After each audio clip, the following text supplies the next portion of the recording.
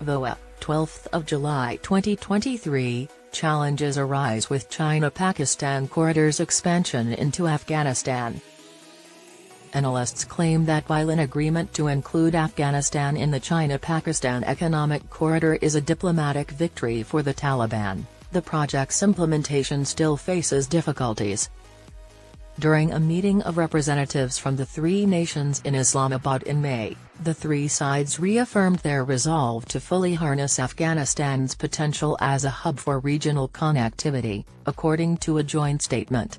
The nations reaffirmed their dedication to advancing the trilateral cooperation under the Belt and Road Initiative and to jointly extend the China-Pakistan economic corridor to Afghanistan. I believe the Taliban have had a significant diplomatic victory. According to Vanda Felbab-Brown, a senior scholar at the Brookings Institution, a non-profit public policy organization with offices in Washington, it gives the government even more legitimacy. However, she continued, I don't expect any significant new projects. I think there are serious obstacles to regional connections. One of the centerpieces of the Belt and Road Initiative, which Chinese President Xi Jinping unveiled in 2013, is the $62 billion cpec connectivity project. The plan includes several global infrastructure developments and financial commitments to bridge China's trade gaps. The decision to expand cpec to Afghanistan, according to Felbab-Brown, has much more to do with China's global posturing and trying to separate itself from the United States. China, according to her, continues to advance the narrative that the West is to blame for the humanitarian crisis and that the West should not have the money of the Central Bank of Afghanistan. China has been outspoken in its criticism of the United States for blocking Afghanistan's assets ever after the US and NATO soldiers withdrew and the Taliban took control of the country in August 2021. According to China's Ministry of Foreign Affairs, the biggest external factor impeding a significant improvement in the humanitarian situation in Afghanistan is the US, which initiated the Afghan issue in the first place. It has done this by seizing Afghanistan's overseas assets and enforcing unilateral sanctions. The involvement of China. According to the ministry's position document, China would do its best to promote Afghanistan's development and reconstruction. Chinese businesses have recently expressed interest in making investments in Afghanistan.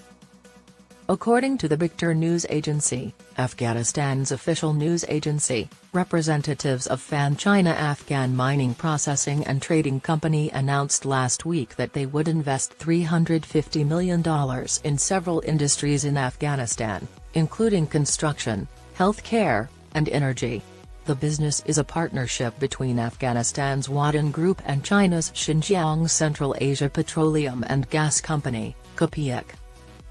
The Taliban and cpec agreed to a contract in January to collect oil from the country's north in exchange for annual investments of $150 million. China has also expressed interest in creating and using mines in Afghanistan. In 2008, the then Afghan government and the Metallurgical Corporation of China, MCC, agreed to a deal to extract copper from Messinock in the province of Logar. But that effort hasn't yet begun. Shahabuddin Delaware, the Taliban's Minister for Mining and Petroleum, encouraged MCC to start practical work on the mine's development and operation last month. Security issues. According to Felbab-Brown, I do believe that China still has significant security interests and frustrations in Afghanistan, and the security agenda is still the dominating one. According to a UN assessment released last month, the Taliban still maintains connections with al-Qaeda and other organizations, including the Turkistan Islamic Party, also known as the Eastern Turkestan Islamic Movement, or ATM. ATM, established in Pakistan in 1997 by Hussain Mohsin, an influential Uyghur religious leader, is viewed as a security threat by China. The ATM was, however, taken from the US's terror list in 2020. According to Hamidullah Faruqi, a former Minister of Civil Aviation and Transport in Afghanistan, the Taliban tried to persuade Pakistan and China that they could address their security concerns and that no terrorist organizations would be permitted to operate on Afghan land. Faruqi stated, "I do not think that Chinese and Pakistani officials are convinced," adding that the Taliban must follow through on their counter-terrorism pledge. According to Faruqi, the expansion of cpec to Afghanistan was considered years before the Taliban's takeover, but it was not put into action due to security concerns. The initiative, he claimed, was not implemented due to a lack of security in the country and the activities of TTP, Tehrik-i-Taliban Pakistan, and other terrorist organizations in the region. Instability. Although the security situation under the Taliban improved, Afghanistan lacks political stability, so there are no foreign investments there, according to Faruqi. The Taliban must make fundamental changes in their policies, he continued. They, the Taliban, must respect women's rights and human rights and establish a government that is open to all. According to him, these are the things that would make Afghanistan more stable. Shakil Ahmad Ramai, a political economist in Islamabad, told VOA that although the Taliban assert that they have restored peace to Afghanistan, he believes it will take some time to govern the country fully. Geopolitics. He claimed that geopolitics is another obstacle Afghanistan must overcome to attract investments and business.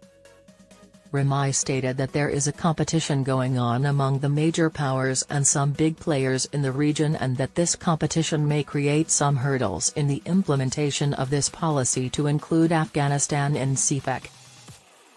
Azarakhsh Hafizi, a former chair of the International Relations Committee at the Afghan Chamber of Commerce and Industries, gave the example that while China is interested in investing in natural resources in Afghanistan, no nation recognizes the Taliban as the country's legitimate government.